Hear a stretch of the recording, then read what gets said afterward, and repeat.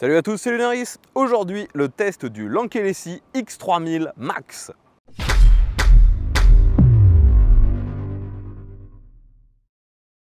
Donc les amis, aujourd'hui on se retrouve de nouveau pour le test d'un vélo à assistance électrique. Et en fait, au moment où je vous le dis, je m'aperçois que le terme vélo n'est pas forcément ce qu'il y a de plus adapté pour une machine de ce genre. Enfin, on va y revenir. Donc, aujourd'hui, le test du Lankelesi X3000 Max. Il s'agit d'une toute nouvelle machine qui vient de sortir sur cette marque chinoise. Là, on est vraiment sur leur dernière machine et leur machine la plus performante. C'est peut-être ce qu'ils ont de plus haut de gamme et vous allez voir que clairement c'est tellement performant que pour moi c'est même difficile d'appeler ça un vélo. Donc les amis, comme d'habitude pour les tests de vélo, on va faire ça en plusieurs étapes. Premièrement, je vais vous décrire la machine, toutes ses particularités, tout le matériel qui la compose. Et vous verrez également pas mal d'extraits qui viennent de vidéos qu'on a déjà fait avec mon frère sur sa chaîne MC Aventure, vu qu'on a testé pas mal d'aspects de cette machine. D'ailleurs, si vous suivez déjà sa chaîne, vous n'allez pas apprendre à mon avis grand chose sur ce vélo aujourd'hui. Néanmoins, je vous invite, pour ceux qui ne l'auraient pas fait, à aller voir les autres vidéos en plus de celle-ci. Vous apprendrez d'autres choses, vous verrez le vélo dans d'autres situations et sachez qu'à l'avenir, vous verrez encore d'autres vidéos qui ne sont pas encore mises en ligne avec cette machine dans des situations complètement dingues. Donc premièrement, que je vous décrive la machine. Donc comme je vous l'ai dit, c'est une machine qui vient à peine de sortir chez Lankelesi. C'est une des plus puissantes, peut-être même la plus puissante de cette marque. Et personnellement, c'est le vélo avec le plus de puissance que j'ai eu l'occasion de tester. Donc, comment ils ont réussi à faire que c'est beaucoup plus puissant que la plupart des machines concurrentes? C'est relativement simple. Au lieu de mettre un moteur, ils en ont mis deux. Donc je vous montre. Sur cette machine, vous voyez du type fat bike, on retrouve une machine avec un look un petit peu BMX, perso c'est pas pour me déplaire, mais on a encore ces grosses roues donc de 20 pouces en 4 pouces de large et on a bien sûr un moteur électrique dans la roue arrière, jusque-là rien de ne plus classique.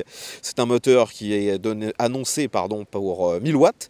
Et à l'avant, on a finalement exactement la même chose, un autre moteur de 1000 watts.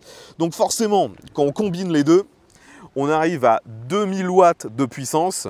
Et ça permet à ce vélo de monter jusqu'à 50 km/h.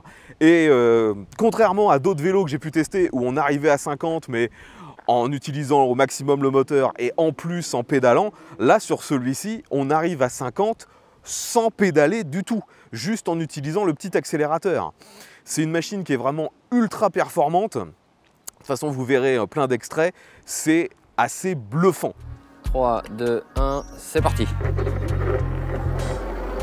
10, 20, 30, 35, 40, 45, 46, 47, 48, 49, Yardodan.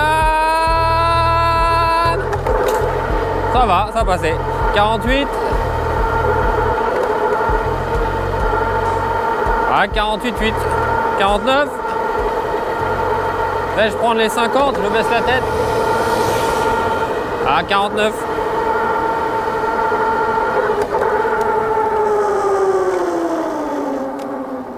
Bon, j'ai pris 49,2 au maximum. Là, je suis dans l'autre sens. Est-ce que je vais prendre plus ?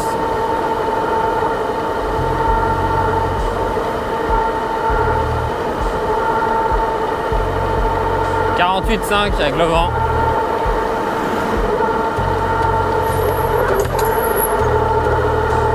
Ouais, verdict 49,2 maximum, pas plus, mais bon c'est déjà énorme. Il a une puissance de malade. Donc vous l'avez vu au niveau du design, on est sur un vélo fat bike type un peu BMX et la surprise c'est que sur un vélo aussi performant, on a quand même un cadre qui est pliant. Je vous montre ça, vous voyez que comme beaucoup d'autres vélos, on a un système ici qui permet de casser le cadre en deux et à l'intérieur de ce cadre, on a la batterie. Et forcément, vu que ce vélo est hyper puissant, donc avec deux moteurs à alimenter en même temps, On a une batterie qui elle aussi est énorme. Je crois même que c'est la batterie la plus grosse que j'ai eu l'occasion de voir dans un vélo actuellement. Celle-ci fait presque 1 kW, enfin 1 kWh, pardon. Ce qui permet en termes d'autonomie d'avoir jusqu'à 130 km si vous l'utilisez en assistance, 70 km si vous l'utilisez uniquement en électrique sans pédaler mais avec un seul moteur. Et si par contre vous voulez le maximum des performances donc en bimoteur, là on tombe à environ 35 km d'autonomie. Pour revenir un peu sur l'esthétique de cette machine, elle ressemble bien sûr à ses autres sœurs de la gamme X3000, mais cette version Max se distingue par son phare avant. En plus, c'est un phare rond, assez gros, avec une petite casquette en plastique. Franchement, de loin, ça donne illusion. On a l'impression qu'il s'agit d'une petite moto. Et en plus, avec ce format un peu BMX et ces roues fat bike, on a vraiment l'impression que c'est une petite 125. Au loin, c'est vraiment impressionnant.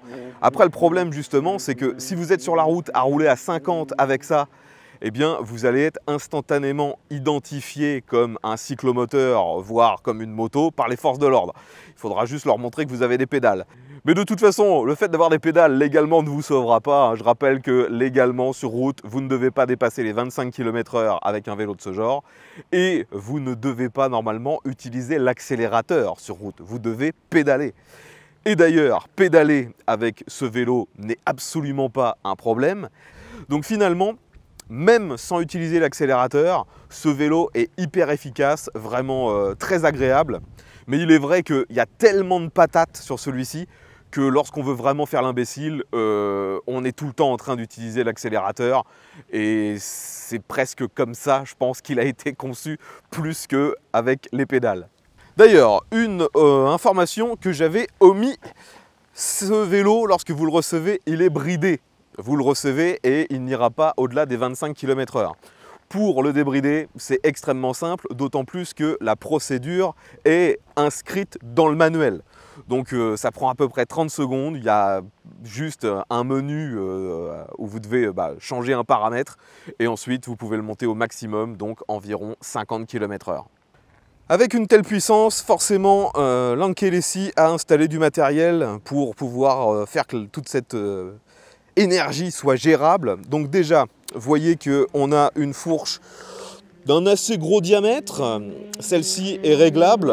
Vous avez ici un réglage de compression et de l'autre côté de précontrainte. Ça marche plutôt bien. Après, pensez à régler la compression car ça change vraiment énormément le comportement de la fourche. Après, c'est pas non plus du matos de compète, hein, c'est pas un vélo de descente. Donc si vous êtes dans des lieux extrêmement cabossés, vous allez être secoué. À l'arrière, on a également une suspension. Celle-ci, par contre, n'est pas réglable. Et pour moi qui suis lourd, hein, je fais pas loin de 100 kg, sur des chocs un peu, fréquents, j'ai l'arrière qui rebondit un petit peu. Ensuite, bien sûr, sur cette machine, on a de quoi s'arrêter, on a des freins et on a bien sûr des freins à disque, mais on est presque sur les meilleurs freins que j'ai eu l'occasion de tester. Je sais que j'ai dit ça récemment sur un autre vélo, finalement ça a tout de suite été surpassé par celui-ci. Donc voyez que on a des freins à disque bien sûr, à commande hydraulique, donc on retrouve ici les leviers qui sont en plus réglables. Franchement la précision, le ressenti, tout est excellent sur ce freinage.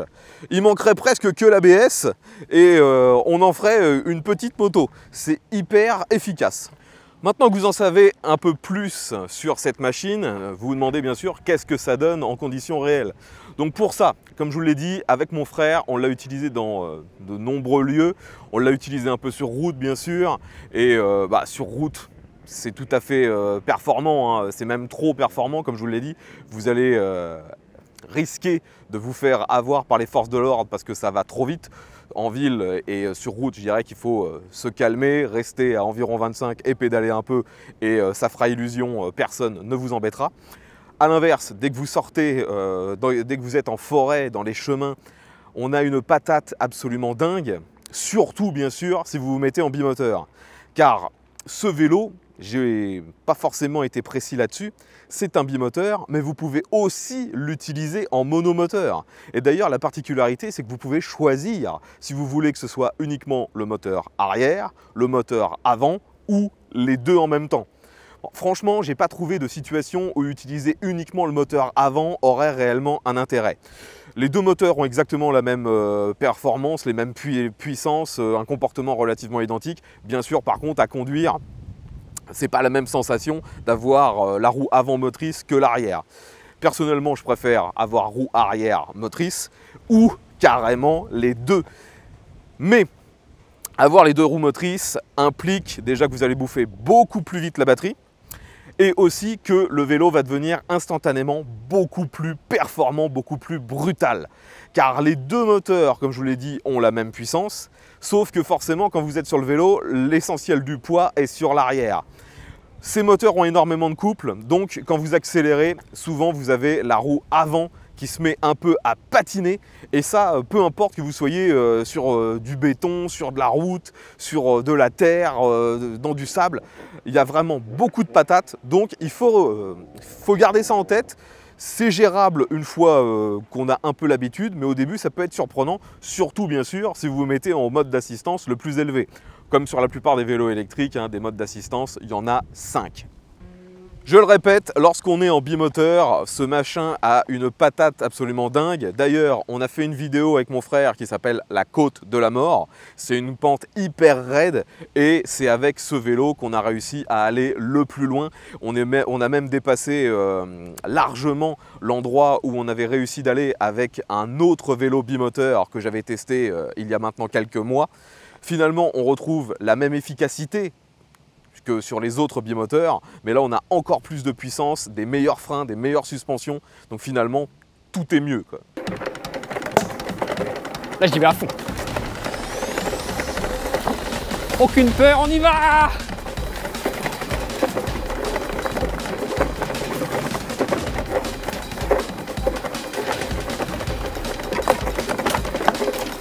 On y va!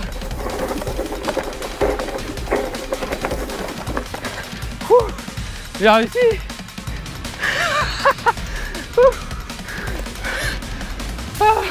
Première fois que je vais aussi haut. Bien qu'en termes de performance, ce soit vraiment balèze, si vous le désirez, vous pouvez bien sûr l'utiliser au quotidien et de manière cool. Je vous l'ai dit, il y a un capteur de pédalage, on peut rouler normalement, ça vous aidera néanmoins. On peut très bien ne pas utiliser l'accélérateur et ne pas trop se fatiguer. En plus, pour le quotidien, vous avez à l'arrière un porte-bagages qui est plutôt robuste, il est assez balèze. Moi personnellement, j'ai collé ma sacoche qui doit poser 7-8 kg dessus. Ça pose aucun problème, ça marche vraiment super bien. Dernier point qui a son importance, ce vélo est équipé, vous l'avez vu, d'éclairage. Le phare à l'avant, vous l'avez forcément vu, il est proéminent, c'est une des parties les plus importantes, les plus distinctives sur ce modèle.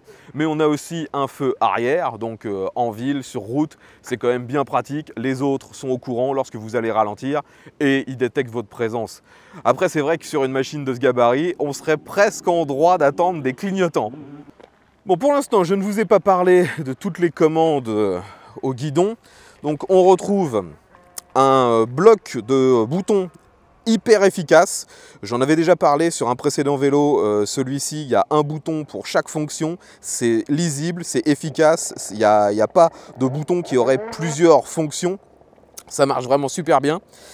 Vous avez aussi un klaxon qui est vraiment puissant. Vous l'entendez, c'est un bruit électronique, mais vraiment balèze. Tout ça est bien sûr relié à cet écran. Écran qui, comme la plupart des écrans de vélo, est pour moi pas assez lumineux. On a néanmoins comme information la jauge pour la batterie, on a la vitesse, le mode qui est sélectionné de 1 à 5, on a l'odomètre et aussi l'information si vous êtes en monomoteur, avant, arrière ou bimoteur.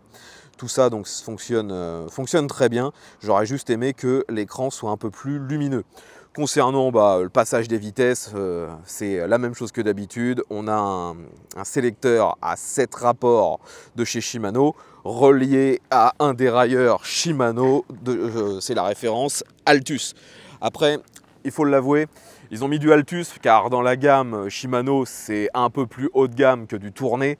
Mais en réalité, ça ne change rien. Sur un vélo électrique, je dirais que peu importe le matériel que vous avez, vu que ce n'est pas réellement vous qui êtes en train de forcer sur les pédales, ça change quasiment rien. Et en plus, là, entre du tourné et du Altus, vous avez le même nombre de rapports. Vous en avez toujours 7. Donc, ça n'a que peu d'importance. Donc finalement, que conclure sur ce nouveau X3000 Max? Personnellement, je le répète, c'est le vélo le plus performant que j'ai eu l'occasion de tester. Il est même bien plus performant que le Cyrusher Ranger, qui était quand même très très balèze. Là, pour moi, c'est tellement performant que c'est à considérer presque comme un cyclomoteur. Là, c'est même, je pense, plus performant que certains cyclomoteurs que pouvaient avoir certaines personnes il y a quelques années. Après, au niveau du tarif, celui-ci est actuellement, je crois qu'il est en précommande ou alors il vient à peine de sortir au moment où j'enregistre. Il est à 2200 €. Alors je ne sais pas si c'est un tarif de lancement, mais actuellement c'est écrit 2200 € et prix barré 2500. Donc est-ce qu'il reviendra à 2500 par la suite? Je n'en sais rien. Actuellement, il est à 2200 et en plus, la marque m'a fourni un code, si jamais vous désirez en faire l'acquisition, qui vous fera un rabais de 100 €. Donc vous pouvez trouver ce code dans les infos dans la description. Donc voilà les amis, globalement tout ce que je pouvais vous dire sur ce nouveau X3000 Max. C'est un vélo qui est capable de tout faire, hein. C'est hyper performant, c'est plutôt facile. Comparé aux autres fat bikes, il n'est pas plus lourd, il fait toujours dans les 30-35 kg, donc c'est lourd, mais c'est pas plus lourd que les concurrents. Je pense maintenant vous avoir tout dit sur ce modèle. Si vous avez des questions, l'espace commentaire est là pour ça. Si vous avez déjà testé ce modèle, donnez-nous votre ressenti, votre avis dans les commentaires.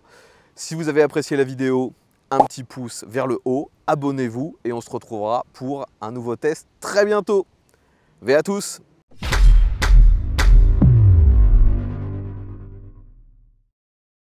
Comme souvent avec les vélos qui ont la batterie à l'intérieur du cadre, on a un système avec une clé. Celle-ci se met juste en dessous, ici. Malheureusement, par contre, cette clé sert uniquement à verrouiller la batterie. Ça ne sert pas de coupe-circuit. On peut très bien retirer la clé et utiliser le vélo quand même.